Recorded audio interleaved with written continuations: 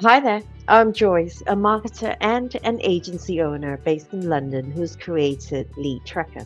LeadTracker is a platform and channel agnostic lead tracking software that helps you track, measure, and analyze your lead generation activities so that you and your team will make data driven decisions on your marketing. So, I'm going to share with you my top three B2B marketing activities, which have helped me generate the best qualified leads that have converted to sales. So here goes. Number one on my list is outreach. Now, you may think that this means sell, sell, sell. Well, that's not 100% true.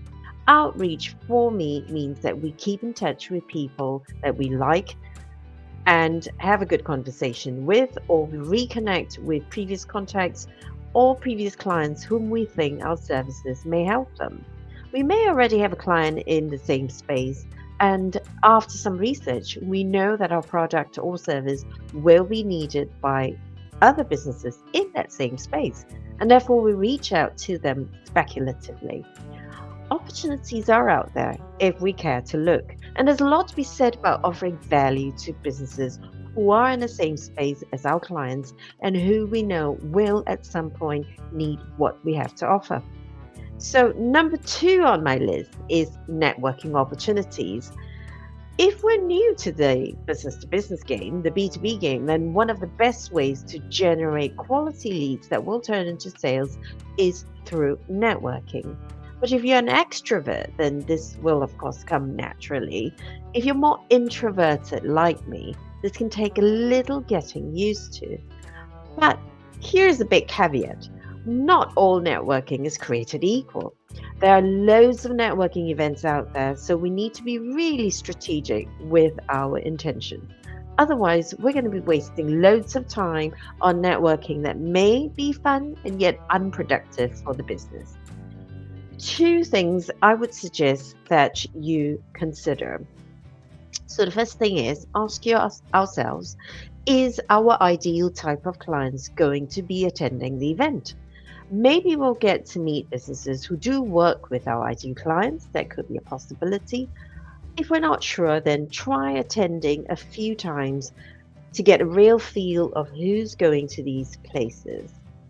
So, an obvious example is if our business sells consulting services to large corporates, then don't attend events where there are going to be mostly startups there.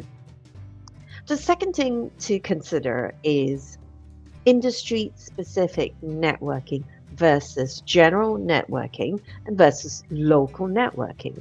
So, these are the broadly, three types of networking events that we can go to. Networking with people in your industry can be really helpful. You all speak the same language, and there's always the opportunity to pass referrals onto each other.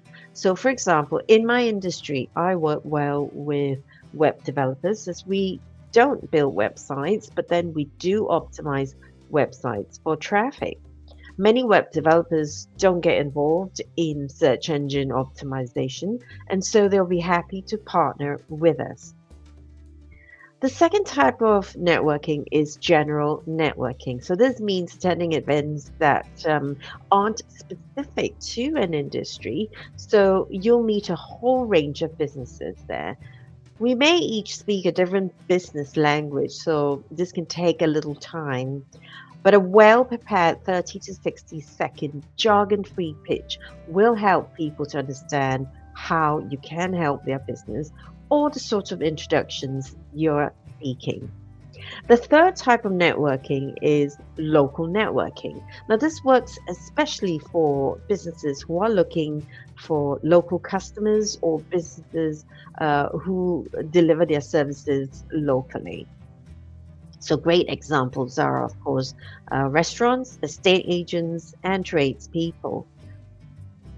But if you're running a B2B business and you're not serving consumers and you're offering a service, then local networking isn't the only option for you since you're able to sell your services to companies much further afield. So let's go on to number three on my list, which is speaking opportunities. Now, if you've been invited to speak at an event that has your kind of ideal client profile in that event, then I'd say grab that opportunity. This works regardless of whether the event is virtual or in person. For me, I do prefer an in person event, but really, I'd accept a speaking opportunity that has the right type of audience for me.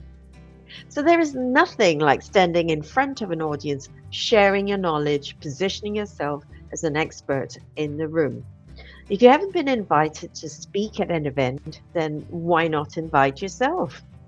There are loads of networking events, conferences, workshops looking for speakers on specific topics. So just do a bit of research and you uncover loads of speaking opportunities out there. So there you have it, my top three B2B marketing activities that have worked for my business. They aren't all mutually exclusive. So, for example, a speaking gig can be combined with some networking at events. I'm all about marketing efficiencies, of course.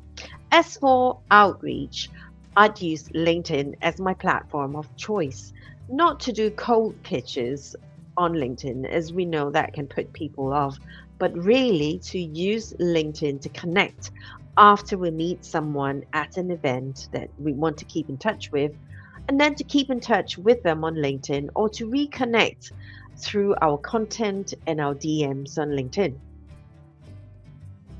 Or another good old fashioned way of doing outreach is simply to call and email someone who's the organizer of a networking group to pitch a speaking gig or a workshop that we have in mind for their events.